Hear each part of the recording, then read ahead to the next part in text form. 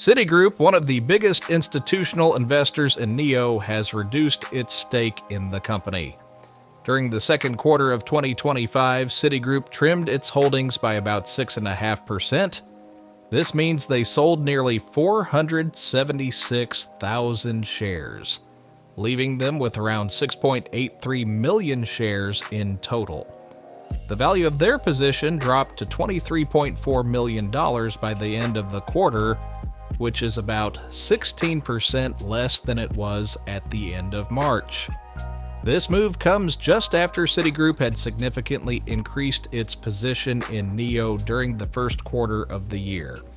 Back then, they added over 6 million shares, boosting their stake by more than 400%. So this recent cut might be more of a portfolio adjustment than a complete change in outlook.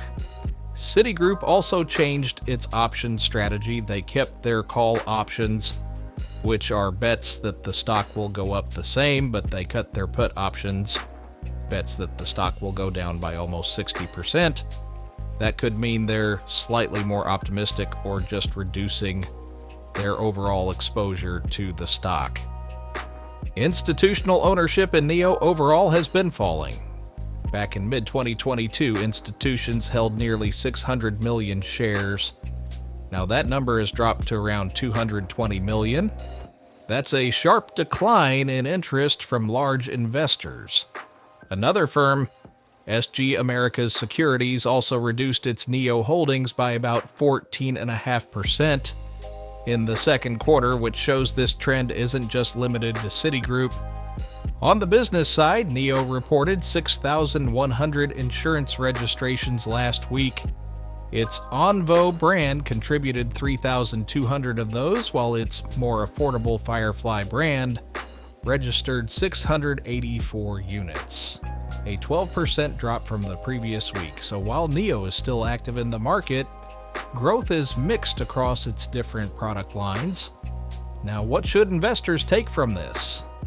First, remember that Citigroup didn't dump all their shares, they just reduced their stake a little. It could be profit-taking or simply adjusting risk. Second, the overall decline in institutional ownership may signal less confidence in the short term, but it doesn't mean the company is failing.